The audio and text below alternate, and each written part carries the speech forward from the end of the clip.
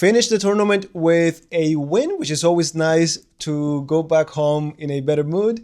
And in general, better tournament than I expected after 2 years of not playing, of not running a marathon. Well, we're back in here. As you can see, this last round, 95% accuracy, one brilliant move. So we definitely evolved and adjusted throughout the tournament. And before we get to this game, actually, I wanted to start with another game that I played earlier, because I think some silly mistakes were made, not on the chess part, but the behavior. And like you know, this series is about showing you that other side, the mistakes, the psychology, and everything else. So let's get to it. This one I'm playing as the black pieces, and same thing, my opponent gets to the round a little bit late, and I'm suspecting that he is preparing. Remember, this tournament was so well organized.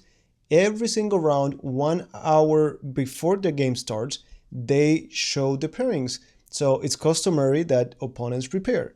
Now, my opponent after the game told me, that's it. You're the second person that I prepared something against, and they don't play what I was expecting. So after knight f6, knight c3, my opponent also, he probably looked me up online. He was expecting me to play g6, but I decided to go e5. And in this game, again, I gotta thank my student Robinson, because I played a move that he actually showed me. So that was useful. Now, my opponent, very nice person, by the way, he told me he didn't know anything about this, and yet he played the best move after the best move for most of the opening.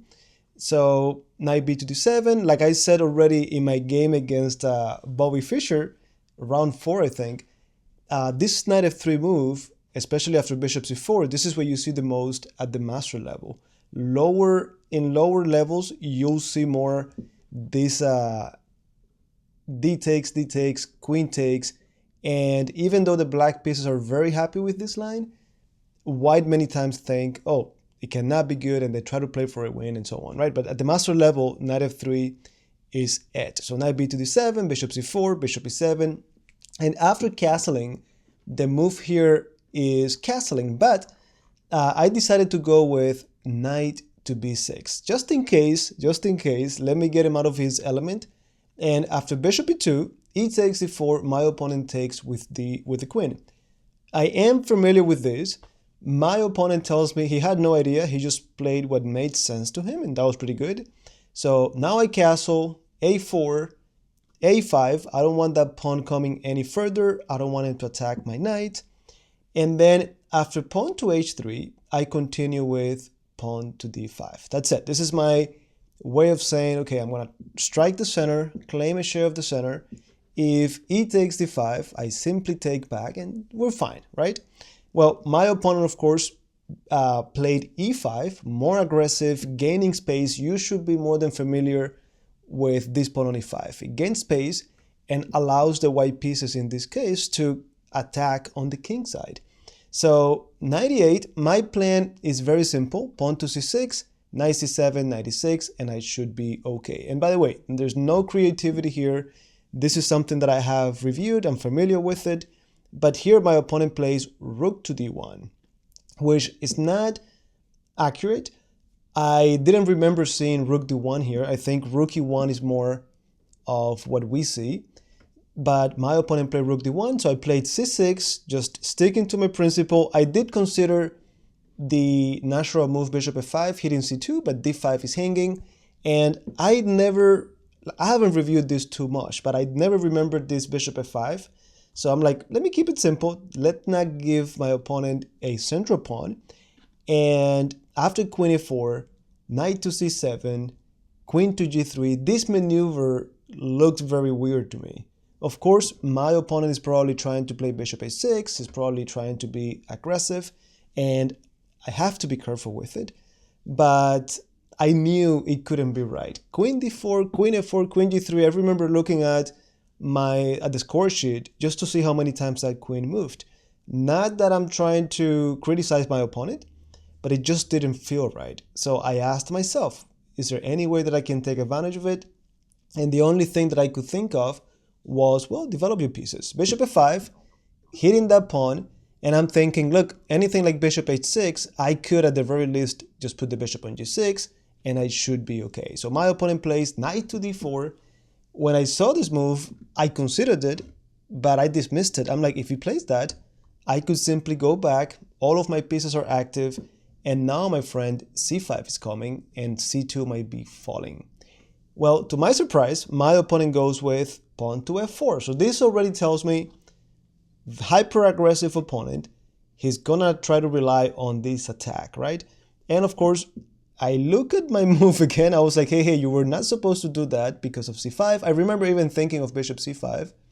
So I looked at it again and I was like, am I missing something? So after c5, I calculated, what if he goes f5? This is one thing that he could do. Well, I just take, you take, I get a second piece, and even if you take on h7, I could even use that pawn as a shield. And we are very familiar with that concept. So d takes, I guess I could just go to h8 if I wanted to, right? Yeah, so anyhow, in the game after c5, my opponent just goes knight to b5, like he doesn't care. Now, again, I take my time. I'm thinking, are you trying to deflect this knight? Am I going to need it? How complicated is this? But again, the one thing that always gives me some guidance is, if I'm going to be attacked, let me count the attackers versus the defenders. Only the queen on this side of the board, I got 1, 2, 3. Very unlikely you're going to checkmate me. f5 is not possible. So I decided to take. My opponent takes back. And now I looked around and I simply took the pawn on c2. I realized I have the time. Even if you play f5, my friend, I could take it again and put my bishop on g6. And if I take the rook, well, I'm happy to give you material after not to get checkmated. But my opponent simply went rook f1. My opponent is just saying, take all the pawns you want. This game is not going to make it to the end game. I'm just going to checkmate you. So I had calculated that, of course, and all I wanted to do was grab the pawn. The moment we took that pawn on c2, my d pawn became a passed pawn. Not only a passed pawn, but a protected passed pawn because I have a pawn next to it. So bishop f5, all I'm thinking is, don't let this guy run. After bishop d3, queen to d7, again, improve my pieces, don't let the f-pawn advance, and of course, happy to simplify as well. The closer we get to the endgame, the more powerful my passed pawn is going to become, and you'll see that later. So queen f3, I go trade now, and then I gain a tempo on the queen. My opponent simply goes queen c2. I keep pushing. I want to get something rolling before he gets organized again.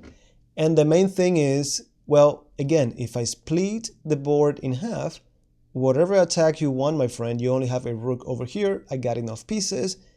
f5, I don't think you have the time to do anything. d3 is coming as well. So after f5, I went bishop c5. So now I'm telling them, hey, whatever you want to do here, you just don't have the time because I'm about to do a discovery. So my opponent goes queen e4, discovery check, and of course this discovery check is going to be followed by d2. I'm getting the bishop, and again, good luck checkmating me, my friend. But after bishop e3, now I'm thinking, well, this should be pretty easy now to simplify. Of course, I consider or to convert, because I just need to simplify. I considered taking, but then I said, you know what if I just go queen to d5? I did triple check this because I don't want to make any silly mistakes, right? So if they take my bishop, the queen hangs. If they take the queen, I collect with check, and then I collect on d5. So I'm not leaving any hanging pieces. We've been learning from our mistakes in this tournament. With that said, my opponent goes queen f4, and now this gets very interesting. Once more, I'm thinking, well, maybe trade now, and then I could bring one of the rooks to e5 or to e8. But I said, you know what, keep the pressure, you're not going anywhere, and bring the rook to e8. Now, very important right here, because as I made this move, you gotta see that it looks odd. Why would you put this rook on e8 blocking the other rook? Now, also, I'm telling myself a few things. Careful with this move, it looks odd. You could be subject to a fork, so be careful with that. Also, you might need f8 to defend g7 in case they actually get something going. So all of that came to mind, but I thought to myself, look, they never have the time because I'm about to play something like, and let me actually do this. And by the way, rook e8 was marked as a great move. All right, so I figured if you go knight c7, I could take on e5, and I'm threatening this fork. Any captures, they come with check, so I was fine with this. However, this is where the lesson comes, at least for me. After rook e8, my opponent plays pawn to f6. And after pawn to f6, at this moment, I had stood up, I did stand from my chair and I was walking around. And when my opponent plays, I had in my mind decided to take on e5, right? So I stood up, went to get some water, so on. But I was thinking if he plays f6, I'm just gonna go rook e5. I'm threatening this fork. If they take, I take with check. Easy game after that, right? Well, this is the mistake. I'm walking, I see that my opponent plays f6. I sit down and immediately I make my move. Instead of just sitting down, readjust, focus, I had plenty of time on the clock, easily over an hour, right? And I just played bishop takes e3. That was not the move that I had in mind, but I guess in the moment when I sat down, either I got confused or I looked at it and it looked good. I just made a mistake. And that was the mistake. Not the move in itself, but my behavior of coming from a walk, from getting some water, from using the restroom, and sitting down and just making a move. No, sit, focus again, look at your move in your head, and then play it.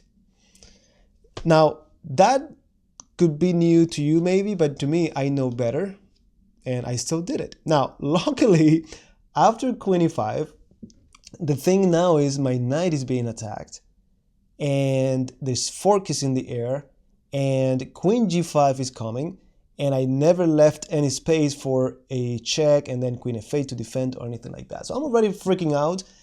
I remember I didn't remember hearing my heart in years, and I heard my heart and it was scary. You know the feeling. If you have been there, if you have played chess, it's happened to you for certain. So I said, you know what? Let me calm down until I don't stop hearing my heart again, my heartbeat. I'm not gonna make a move. So I relaxed, and then I calculated, and I ended up playing just knight to d7. I'm saving the knight, and I'm ready to sacrifice if I have to. So my opponent plays f takes g7, which is the best move. I think here I was gonna play knight f6. They cannot take with the pawn because of the queen hanging. If they take with the rook, then I collect that pawn with a hit on the queen. If the queen goes away, I get the rook. If the queen tries to stay nearby, I have rook g5. Well, that's what I had calculated. Well, what did I have to do? Oh, h5. Okay, I guess similar. What about, maybe it was with queen g3? Yeah, okay, queen g3, okay, yeah. Rook g5, and then I get this, right? So that line I had calculated it, but of course my opponent calculated that too and played f takes g7. I have to take it. I cannot afford to lose that rook with a check. My opponent goes now with the fork, and the problem is I always thought I had this in my other line. That move, this fork was always in the air, but I had queen takes e5, and then I'm attacking your queen, and if you take me, my rook gets off the hook. But in this beautiful line that my opponent found, he had capture with a check. But okay, I'm not feeling so bad. My opponent goes queen f3, and I decided, even though I'm down an exchange, I decided to trade queens because of my protected pass pawn, believe it or not. And luckily, earlier I had pushed my pawns enough for them to become a threat. So my opponent goes rook e1, happy to trade, knight to c5, and I'm thinking, hey, if I get that pawn, and then this pawn, I'm not losing this game, my friend. Actually, I'm winning this game. My opponent goes rook a1, and then here I took a while because it didn't add up. I was looking at knight b3, d2, knight takes a4, all of those ideas, all of those ideas, I ended up thinking, well, king f6, king f2, king e5, king e3, and his king gets in time. I should be okay here. But then I figured, hey, what if I play knight e4? Because this is the problem that I have. So what's the problem? The king gets there too early. What if I go knight e4? And then I realized my knight and my pawn are creating this barrier so the white king cannot get activated. I always tell you, when it comes, for example, to rook endgames, use the rook to cut off the enemy king. That's a very important element. Kings need to be involved in the endgame. So if I could cut off my opponent's king, that's great. And that's how I thought of, I think it's the best move in this position, knight to e4. And then after knight to e4, rook c1, d2, I don't want to lose the pawn, and of course I considered that. So d2, and the rook is now trapped. Now the reason why this works, and this is the only reason why I played it, I calculated up to this point where king f6, if they try to bring the king over now to e2, I have the powerful move c3. I'm about to keep going, and if they take, well, fork, and even though I lose my pawn, you can see how I have the active king and I have the extra pawn on the queen side. If you have been following this YouTube channel, if you already went over the Chessable course, Chess Strategy Simplified, you know how to convert this with your eyes closed. My opponent instead went ahead and played g3, just trying to get the king over via g2 because he already calculated the other line doesn't work. But then after my king gets to d3, my opponent simply resigned. There's nothing he could do about c3, followed by knight c3, and the pawn promotes.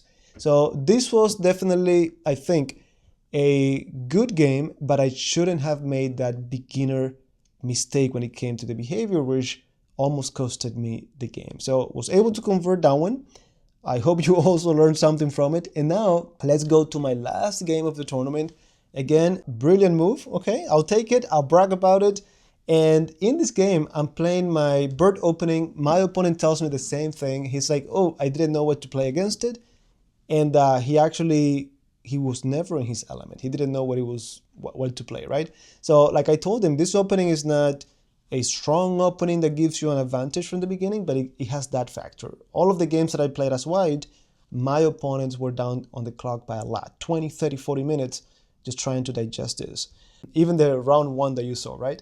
So I'm doing my thing. This is like, again, I always tell you, it's like the King's Indian attack that I like to play as white and black, but I have the extra move already with the pawn on f4. Also, this is the Dutch defense, the Leningrad Dutch, but I'm playing it as white with an extra tempo. Nothing special, but pretty straightforward. And after pawn takes, e5, knight to c3, my opponent goes knight to d4. Now, I'm familiar with this, so I played pawn takes, knight to g4, knight takes, queen takes, king h1. Now, all of this, I'm familiar with it. I've played it many times. Again, I'm not claiming that I have any advantage. I just want to get to the middle game safely.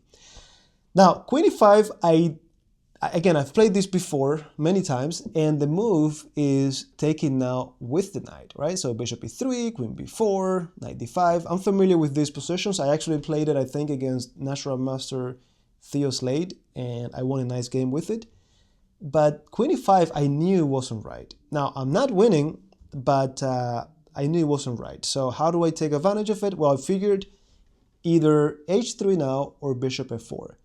I didn't go with bishop f4 because I didn't want the queen to move, and then after h3, the knight gets in front of my isolated pawn. So h3, bishop f4, and the queen goes to h5. Now, I knew the queen could go to h5. That was a flashback to round number 1. That queen h5 was very annoying.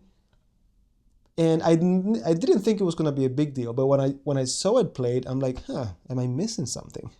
And then here I spent like 20 minutes because I was between king g1, or should I play pawn to e5, or should I play something else?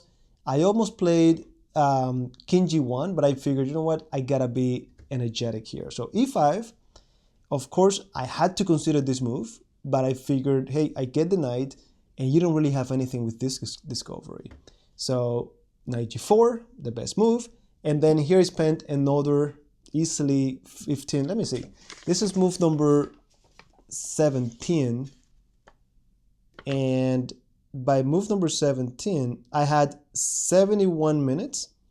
My opponent had, no, not 71. Yeah, 71 minutes. My opponent had 46 minutes. Yep. And then I spent like 9 minutes deciding what to play at this point. I was between knight d5 and king to g1. King g1, I knew they had to take on e5. I'm about to get the knight. I'm not pinned anymore. But I wasn't sure about this line. The computer is like, bring it on. Don't be afraid. The queen is trapped, so they gotta give me a piece for 3 pawns. And we're still in the middle game, so this bishop pair, I have to be in good shape, but I wasn't so happy about it. Bishop d4. So I don't know. I decided to just keep it simple, and I was like knight to d5. Engine doesn't love it, but we are okay. And all I'm saying is I have my check, I have some forks, and indeed after knight e5, now I played king to g1. So I guess I did it in the wrong order. The engine is thinking I'm down to, slightly better for black. I'm not in trouble. But then my opponent, in order to keep that slight advantage, had to play rook to e8, which is very counterintuitive because of these forks and so on. But let me actually go back here. I had to play to have a 0.79 advantage, queen e2, and then when the knight takes, take on h5, pawn takes on h5, and then rook e1. So better pawn structure. This bishop on c8 is very uncomfortable. I have more active pieces. Okay, computer, I get it. I ended up playing again knight d5, king g1, knight to c6. My opponent, again, only one move, rook e8. My opponent plays knight to c6.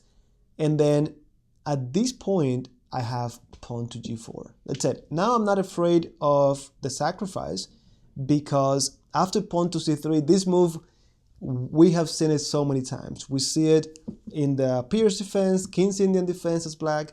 We see it, King's Indian attack. This c3 move keeps the enemy pieces at margin. The knight, the bishop. So it gave me that peace of mind. There's no bishop d4 coming. Now, after, there was another line here. Let me see, was it 95? King g1. Oh yeah, I considered also if bishop h3, I think that was 97, king h8, and then, yeah, and then I take, yeah, exactly. I'll take and then e5 is hanging. So that was another line that I remember considering. But anyways, king g1, knight c6, g4, and then simply pawn to c3, rook to d8. I'm keeping it very simple. My bishop is pinned. I don't want to drop the knight, so I'm just improving my rook. And then my opponent plays rook f to e8. Now, feel free to pause the video here. How would you continue? What would you play next? And there's another important lesson here, psychology lesson here, which is I did consider 97 and it was marked as a brilliant move, so I'll take it. But I gotta tell you, I almost didn't play it because I had made some inaccuracies, some mistakes in other rounds, and it gets to you. You feel insecure. You don't want to make the same mistake again. Am I calculating clearly this time, or am I tired?